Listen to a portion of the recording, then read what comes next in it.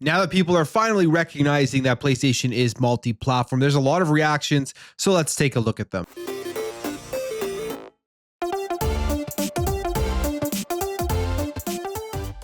So the job posting that dropped yesterday or Friday was a job posting that has blown up the gaming world. A lot of people are talking about it and going over it, and it's simply because they are looking for a senior director to lead a team to bring games over to multiple different platforms, including Nintendo, Xbox, PC mobile, all of things that as of right now PlayStation already does to some degree. If you think about the games that they do release, there's already PlayStation games on PC. There's already PlayStation games on Xbox. There are PlayStation IPs like Lego Horizon on Nintendo. So they've already been doing this. This isn't a shock. This isn't a surprise, but because of the way that the brand themselves have kind of positioned themselves and the way that the fanboys of the brand fail to ever recognize that PlayStation has been pivoting their strategy slowly, but they have been pivoting it. Even if you take a look at the way that they've changed up their subscription service with PlayStation Plus to be more along the lines of Xbox Game Pass. Not as good because they don't have the day and date stuff, but they have definitely improved upon it and they changed it up when they added in those tiers.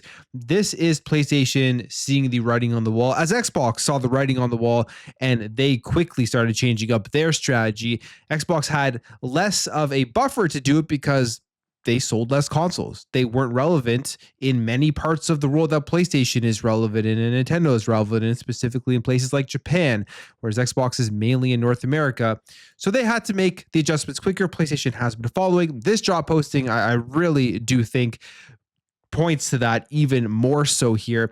They don't mention the types of games. They don't say it's just going to be games as a service or multiplayer games, which a lot of people are saying that is the way that PlayStation is going to go with this. They're already doing that anyways. They don't mention that they're not going to include their single player exclusive games. So you can look at this job posting and take from it exactly what they're telling you, which is that they are looking to put more games and expand out the people that play PlayStation by putting games onto Xbox and on to Nintendo Switch too. So the future of gaming exclusivity, it's dying, it's dead. It's basically going away between Xbox and PlayStation. You have Nintendo sitting there who, as of right now, it works great for them. It still will work great for them because their development costs just, I don't think, are nearly as high as PlayStation or Xbox. And they can continue to do what they do. They have basically won the console war, if you want to look at it like that.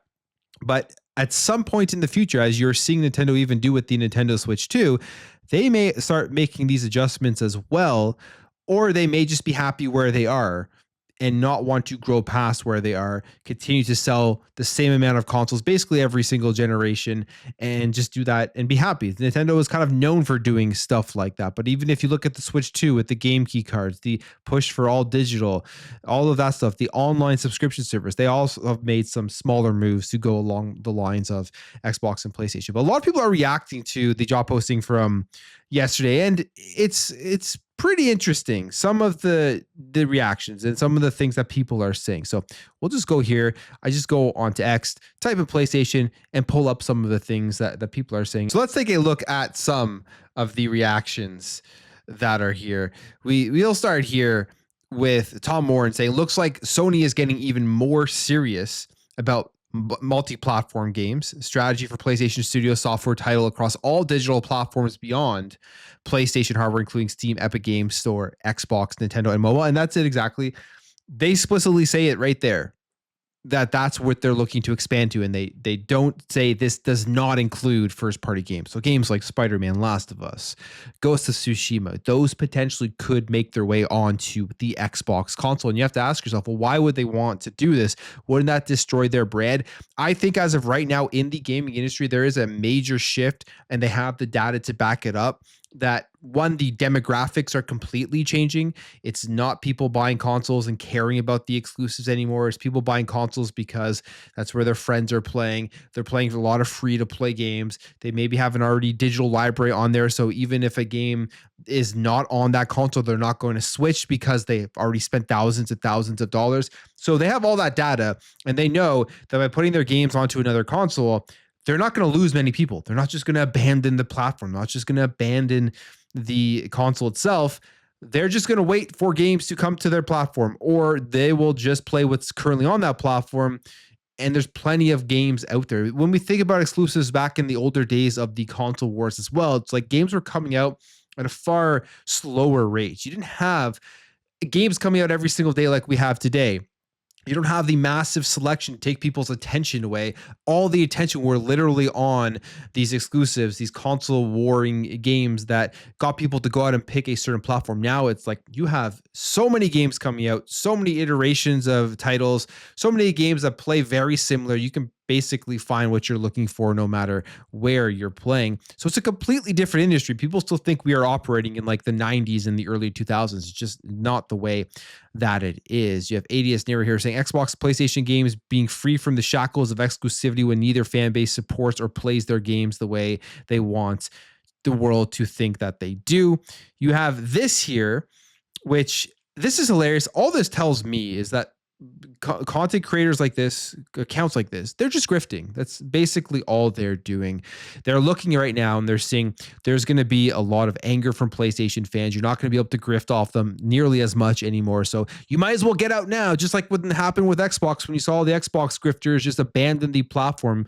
It means that they didn't actually care or like the platform. They were just doing it because it was popular and they were getting clicks for it. So this is a similar thing to me.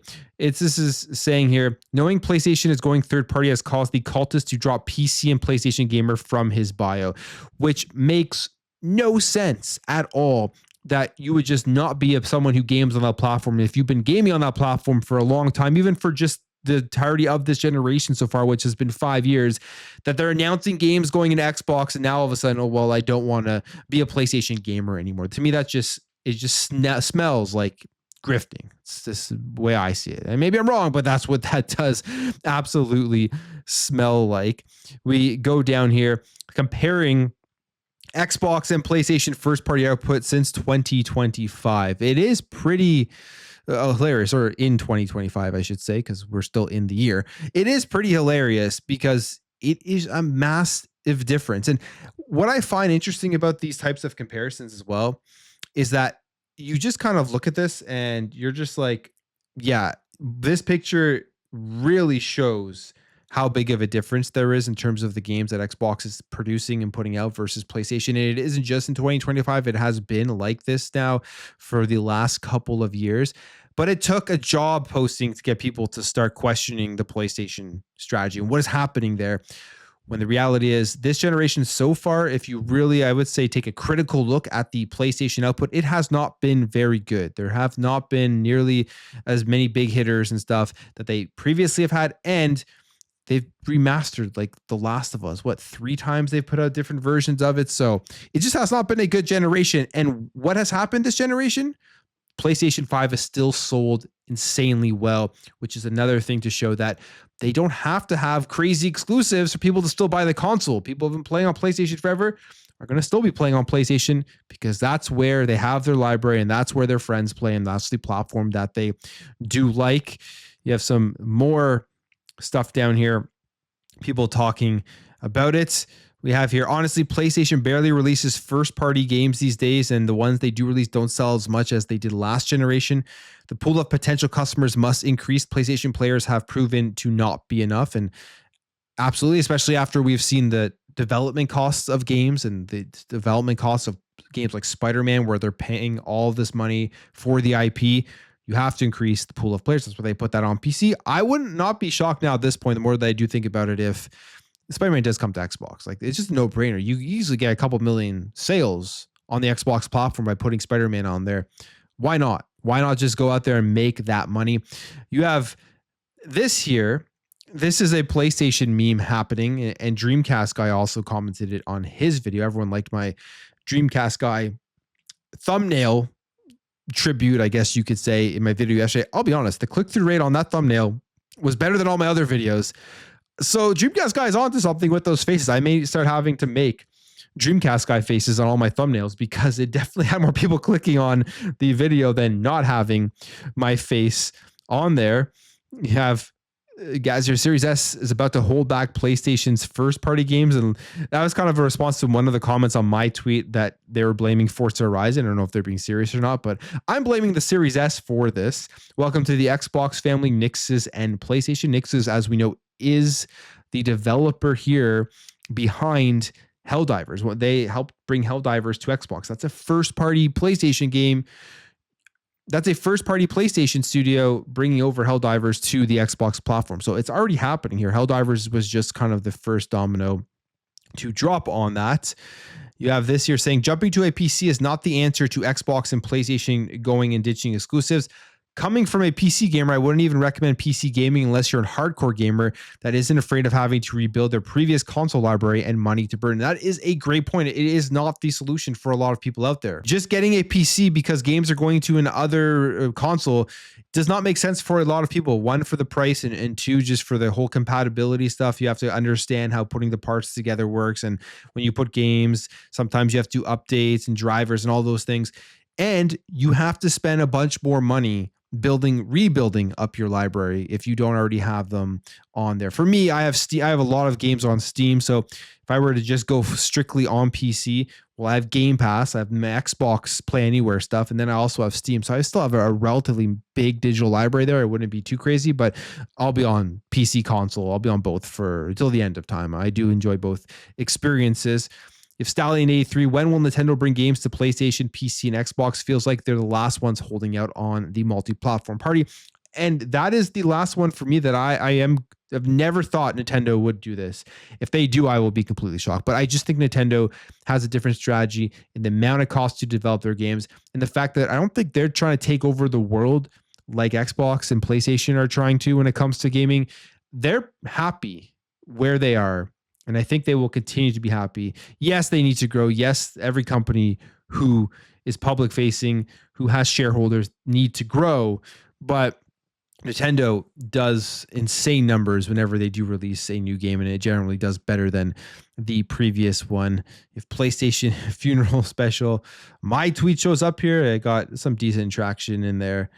And there's just a lot of interesting reactions. You have Joey here saying PlayStation going third party won't affect them. People who want a PlayStation will always buy one. Their games went to PC and they were fine. Games on Xbox for those unwilling to buy a PlayStation won't impact PlayStation. This is good for us gamers and good for the business. And absolutely, I agree with that 100%. Tom Warren also adds another thing here. The PS5 now has a Series S mode, which was something that PlayStation gamers, at least, thought Series S was a terrible thing, and now even PlayStation is adopting that. So a very interesting times, to say the least. I wonder if that Series S mode means that they are preparing here for their handheld that they more than likely will be putting out for the next generation to compete currently in the whole handheld wars going on between the PC handhelds, the Nintendo Switch, and then Xbox is going to have their handhelds as well.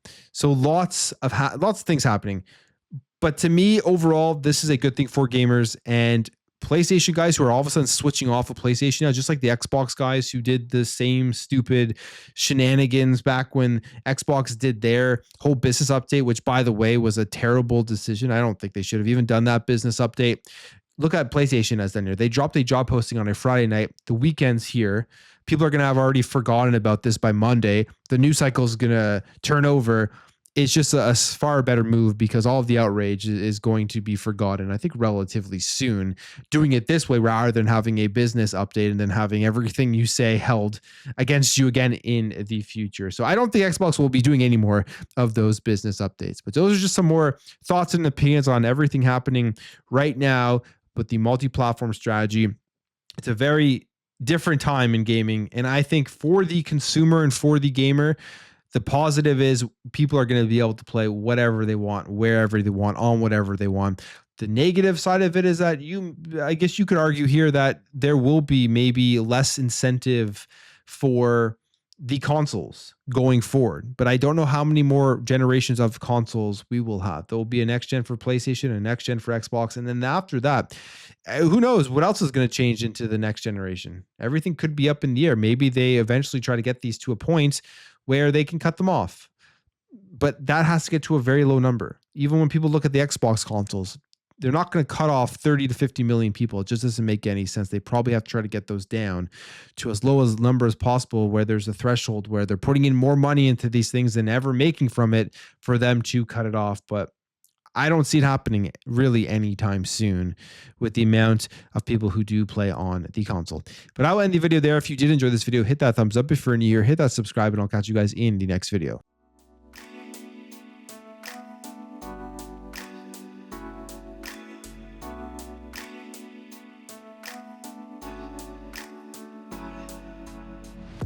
Bye.